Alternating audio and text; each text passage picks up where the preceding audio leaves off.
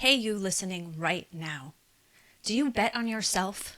Do you truly and deeply love who you are? Good questions to ask yourself. Today, on episode 14, we are going to unlock self acceptance and reduce the fear.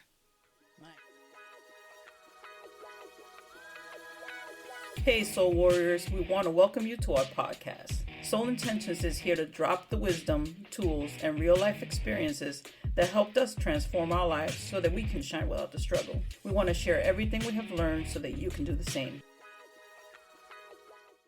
So, do you? Do you truly love yourself?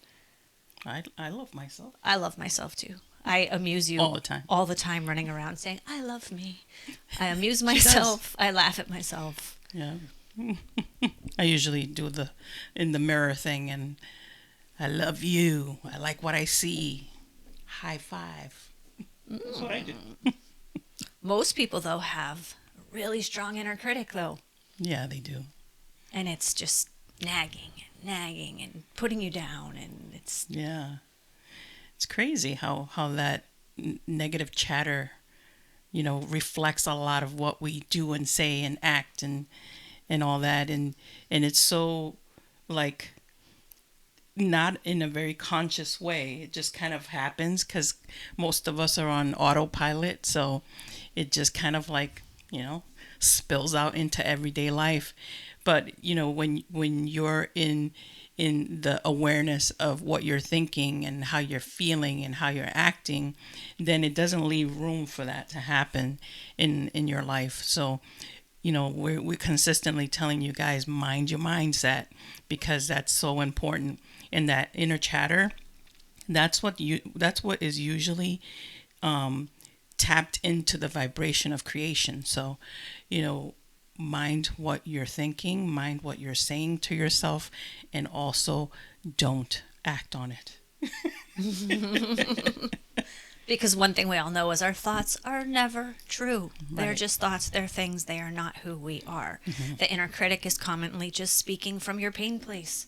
Yeah. It's the old voice of mom, dad, whoever, that's just acting up in the background, and we've accepted it as what we think and who we are, and we've let it beat us up over and over and over again instead of taking control over it. Right. It's time to stop that nonsense. Completely. So what is self-acceptance? And that's feeling 100% satisfied with who you are right now in this moment. Mm-hmm.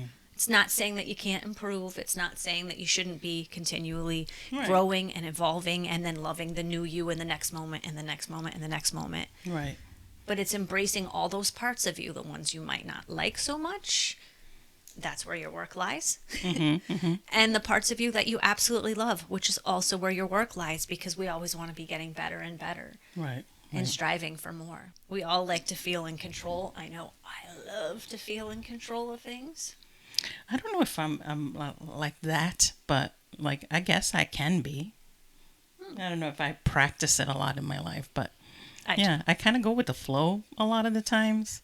But good. I can see where maybe in parts of my life I've tried to control things, especially with family stuff. But yeah, I can see that. Well, and self-acceptance is the ultimate place of self-control. So if you like control, which most people do, they don't like to feel out of control. Well, sometimes. It depends. If you're on race car driver, or you like to free fall. Oh, more like the adrenaline of things. The adrenaline rush of things. Yeah.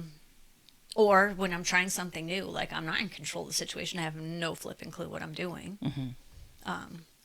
Have a love-hate relationship with that sometimes. Yeah, yeah. But the only true place that you can feel in control is in self-acceptance, because the only thing you have power over is yourself. Right.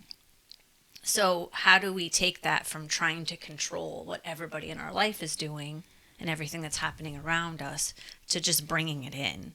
Do we try to control the things around us because we don't want to really look into our own shit? Or yeah, that's the main reason that you don't feel self-love, is usually because there's parts of you that you're afraid to look at, don't want to admit is part of you. You've shielded yourself from it, stuck your head in the sand, like, I'm not going to really deal with that, I'm a passive-aggressive asshole all the time to my family. Or I'm not going to really deal with the fact that, maybe I don't really show up and I slack at work a little bit because, why not? I can. A lot of people do it, so That makes a lot of sense. I know that, if you don't mind, No, I'll go into a please. story Yeah. where I felt that I practiced self acceptance, and that was when I really came to terms with my sexuality. Like really, like this is me. I'm going to be me. Tell my mom, tell my siblings, tell my family that this is me. I am full blown 100% gay. I became 100% more positive within myself. I felt strong. I felt confident. I felt a lot of different things because I knew that from that point on, I was moving into a life that I really truly wanted without hiding, without anything. Like I didn't have to change anything. In my culture, you have to be a certain way if you're a woman.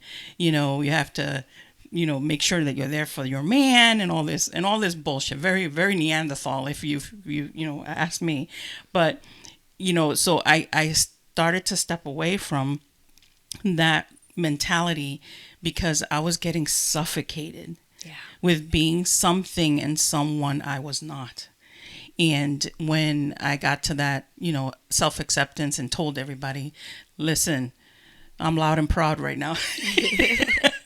And this is who I am, and I'm not going to hide it anymore. Love me, hate me, I don't give a fuck, but I'm going to live my life. And that's how I became, strong in my self-acceptance. And it transformed so many things. So she pretty much summed up all the reasons why you do lean into self Yeah. acceptance and what it builds and all the positive things, the more happiness, confidence, all the things you just said, Yeah. freedom that comes into your life, and the reasons that you, I don't, if you don't lean into self acceptance, that's where you end up in that suffocating feeling, that not ever feeling quite right. And it's not just because of that inner critic voice in the background, it's because you're choosing to live out of integrity with who you really are. Right. And It, who you are changes too. So right. like anything that we tell you on any given day, I might record a podcast or make a piece of content for Instagram like an hour later, and something else has happened in my life. And I believe the total opposite. Right. Or I believe a slightly shifted version of what I just put out. Things are true for all of us in the moment, depending on what's going on inside of us and around us. So like nothing we say is the hard gospel truth of Bible of what you need to do, except for what our themes are. Like, Right. I mean, leaning into things like we've talked about awareness and curiosity and self-acceptance. These are all foundational keys for you thriving and really truly enjoying your life. Right. And listen, like a lot of the times when we are not brutally raw and honest with ourselves, we are selling ourselves short. You have to be truly honest and accept who you are, good, bad, indifferent, whatever the fuck it is.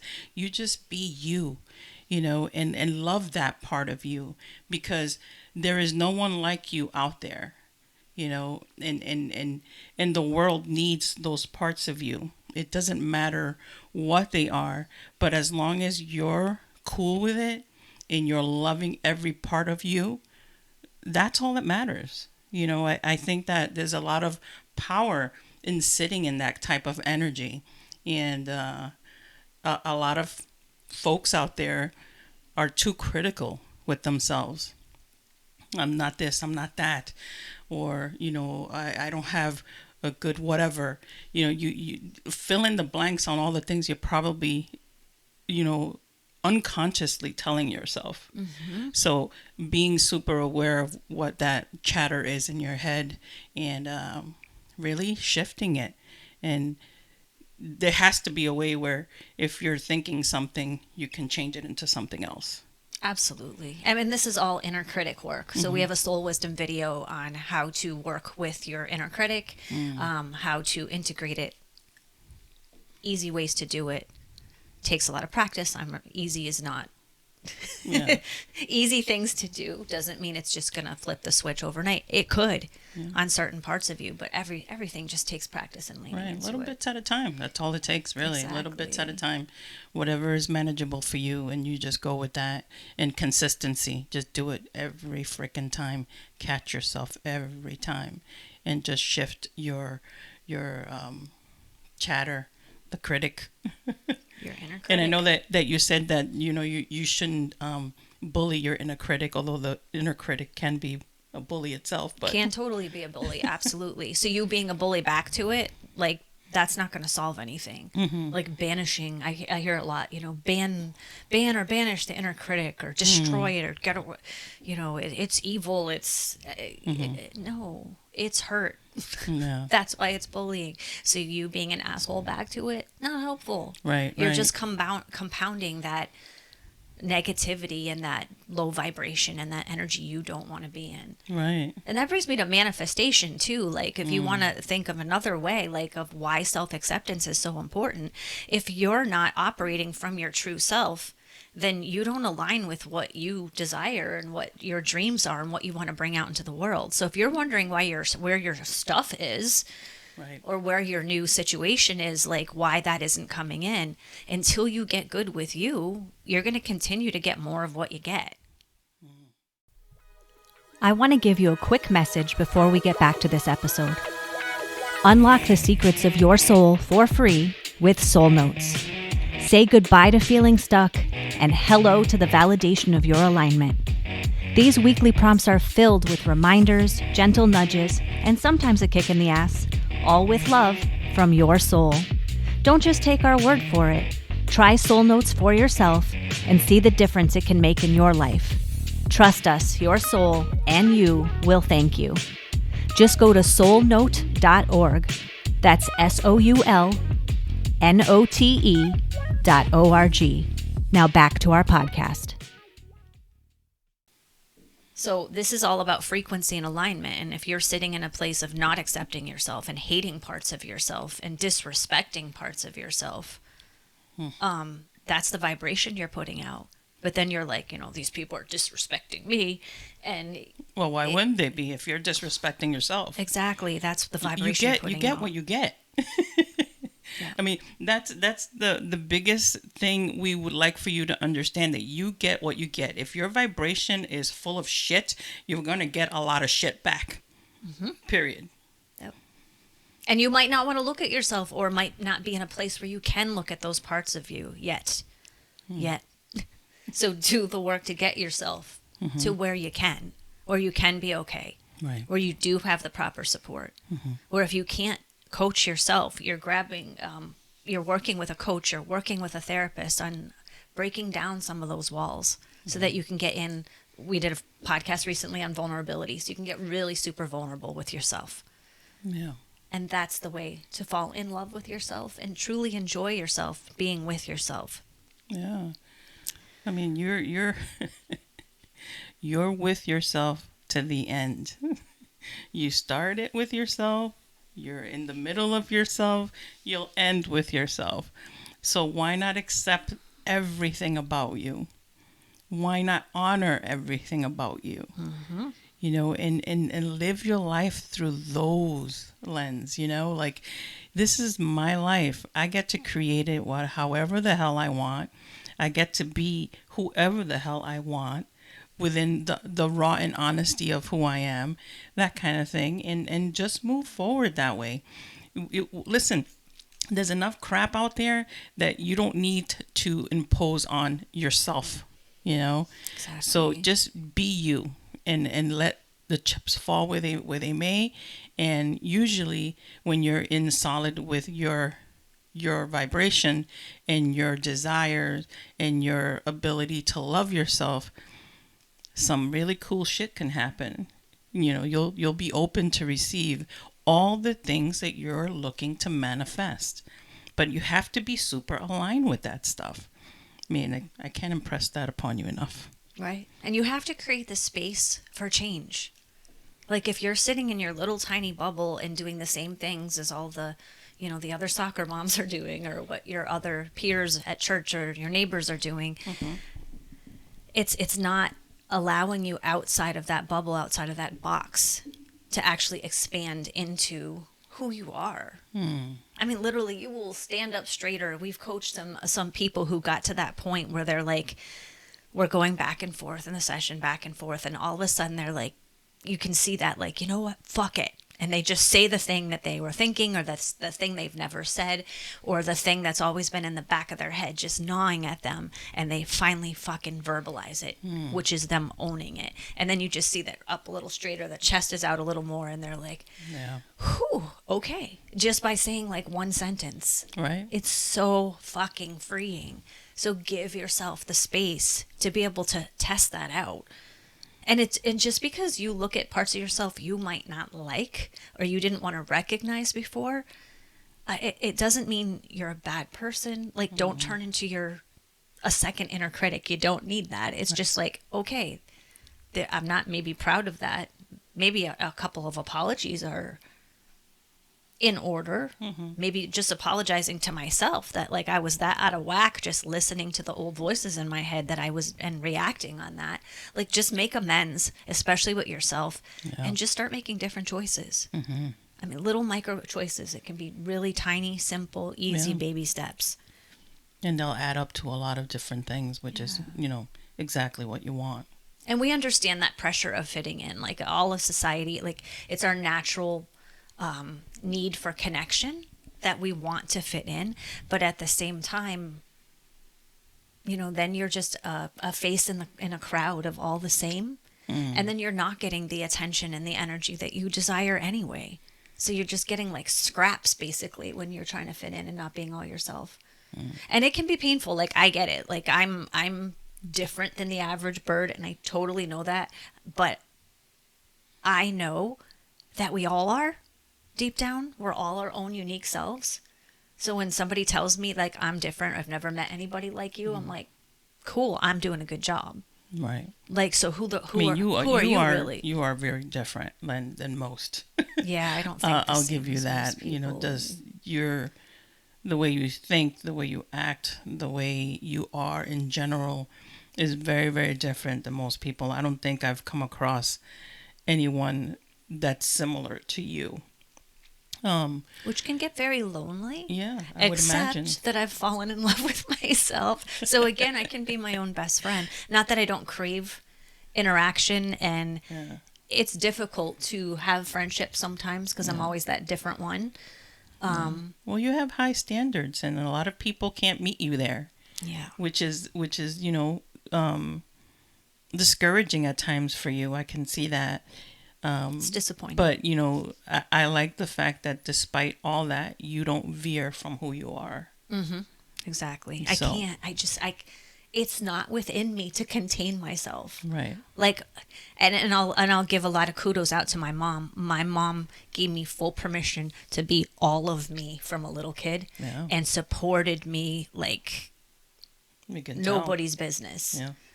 Like, she loved the Red Sox, and I loved going to the Red Sox games with her. I thought it was super fun. So when I got old enough, I'm like, I'm going to play Little League. Now, I'm the most uncoordinated. In my head, I'm really good at sports. I'm not good at sports. I mean, I know this about myself. But I have the spirit of it, and I'm going to play Little League. Well, you can't. You're a girl. You have to wait till you get to high school and play softball like the other girls do. Yeah, fuck that. That's bullshit. Why can't little girls play freaking baseball? Yeah. And my mom's like, there's no reason they can't play baseball. And I'm like, well, we went to the town. We looked at the bylaws. There was nothing in the bylaws that said you had to be a little boy to play baseball. Like, we did all the things. I played baseball. Good. I sucked at it. But you did it anyway. I got hurt a lot. But I did it. And I had fun. Yeah. And it was different, and our team was so eclectic, and my mom showed up for me. My mom went toe to toe with like the super traditionalists in town that, this is the way it is, and baseball is a man's sport, and like, my mom's like, nope. Yeah. This is for kids. This is whoever wants to play and show up and have fun. And my daughter wants to play. She's playing. And I played. It was awesome. But it was hard too. I mean, there was differences, but it was so enriching at the same time, because how many other little girls got to be on the baseball team? Like, like I hung out with some really, really good athletes and that had really good discipline and mindset and all these cool things as a kid. And I was like, that's cool. How do you do that? Like, and I can apply that to all the things I'm super good at. It's just, I don't know. Everything to me is an opportunity and building blocks to have fun and get better and just live. I just want to live. Well, I think that's the key there, to have fun. We talked about this. We tend to take things way too fucking serious, and having fun is key to everything else that's going on in life. And I think that's a really cool story about you being able to play baseball. I mean, I personally played softball back in the day. Totally loved that, and had my own challenges within the league. Being Hispanic and and a person of color and all that good stuff. So I had challenges there, but you figure it out. Like, again, because I was sitting so solid in who I am, in the self-acceptance, nothing that was going on outside of me was moving my foundation from where it was, because it was solid. I was like, this is who I am. Take me or leave me. I don't care. And some people are like, oh, it's easy for you. You guys are just that way. I've heard that before. I wasn't this way all the time. Oh my God. I tried to fit into as much of my cultural identity for most of my life, because it was just like, you have to do this, you have to do that. Never mind the fact that I liked girls, on top of something that is like designed, a culture that is designed for you to be in a marriage of a man and a woman. It was just like, it was suffocating. There's that word again. Yeah. We don't want any of you to feel suffocated. Yeah. There are parts of you right now, in all of us, that feel suffocated. And if we're aware and we identify them, then we can create that space and open it up. And then the suffocation, the air comes in and life is good. But we're all born with this. We're all born pure fucking spirit. It's the input of all the stuff around us that starts putting us in that box and suffocating us. Yeah.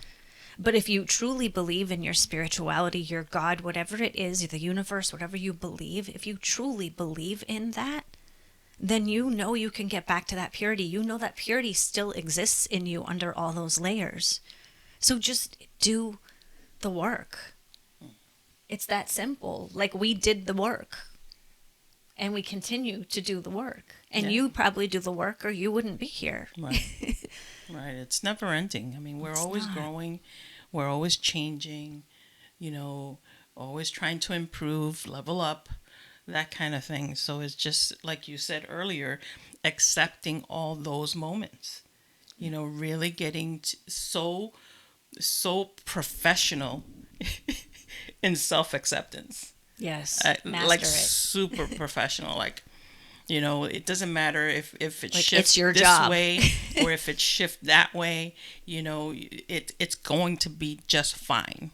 You're going to love it. You're going to, if you don't love it, at least you're going to learn from it, and you just go from there. Yeah. But like the self-acceptance is, it is so important so that you can move forward in your life the way you want, not the way you were taught to. Or society wants you to be. Exactly. So what are some tools for this? Gratitude is a huge tool. As you could see, I was really grateful for my mom. I was grateful for my mom figuring out, teaching me how to figure out what the system is, what the rules are, where there's not rules, where it's just people imposing their beliefs. So where I can push back so I can get what I need and what feels true to me. Like, super grateful for my mom, super grateful for all the boys that were on my team that didn't treat me. I don't want to say they didn't treat me different. There was one or two whose dads were the super, super conservative people in town that were still very respectful of me. But you could tell had she's a girl, so she can't play first base. She's not going to pitch. She's not going to hit a home run. She's not as strong as all the rest of us. you could tell they had that, but they were still respectful of me, which was super cool. And then you had some of the boys were like, get my bat for me, or here's your glove, which was sweet and nice. And I did that for other people too. Like, yeah, we can all help each other out. This is cool. It doesn't have to be a boy girl thing. But they just accepted me as a teammate, which is really awesome. Yeah, it was just fun. I belonged to something. Yeah. And it didn't matter that I sucked at it. Yeah. I showed up. I was at every practice. I supported everybody the best I could. Like, I was just truly grateful for the experience. Like, little boys are just, their dads are like, swing! And they'd swing, and sometimes they'd hit it, and it would just fly because they had really good hand-eye coordination. And I'm like, no, I'm choosing my pitch. I've heard that. Like, I know the fundamentals of baseball from my grandfather. I'm picking my pitch. So I would wait, and I was patient. So I would always get on base, and I could run.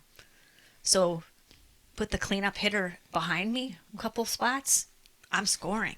So, I mean, I found a way to be useful with what I was good at.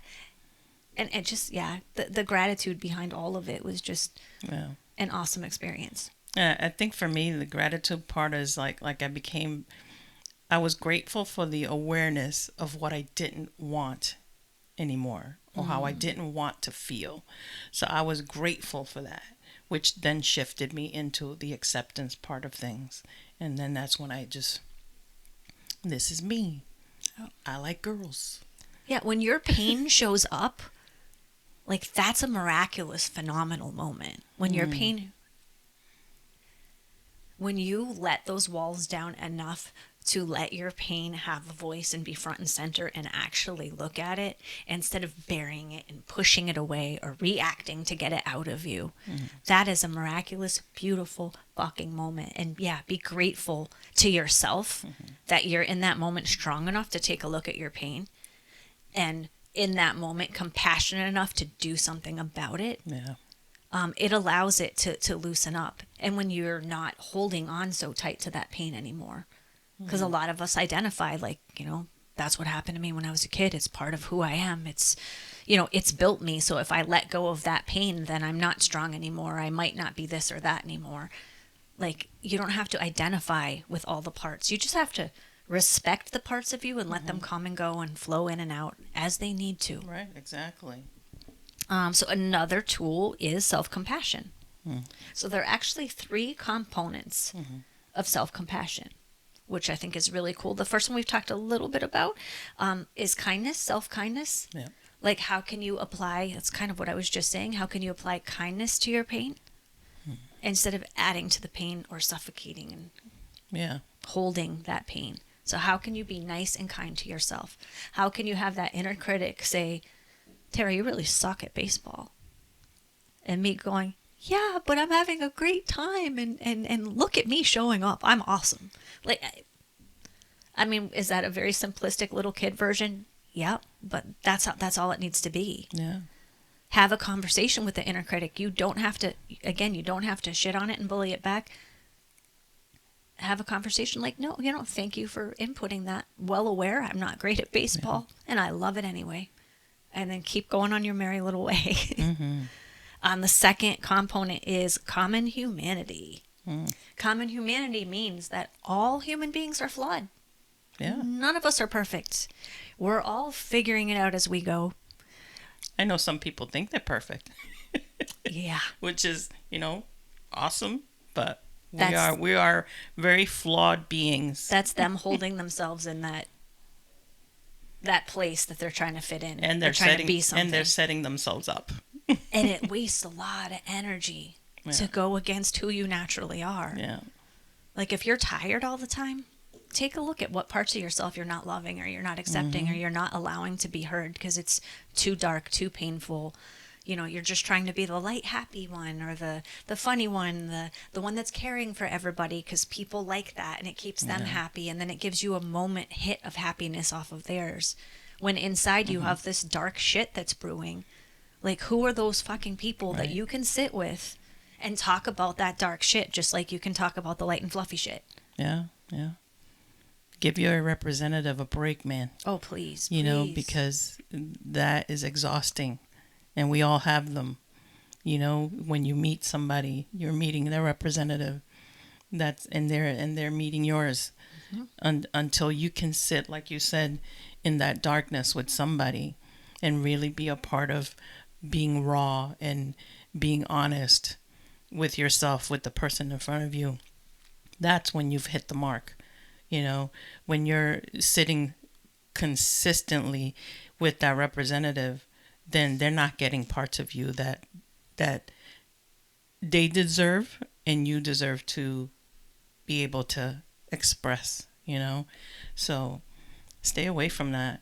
Just we get it. People need to have representatives, because we're not very trusting beings, and that's okay.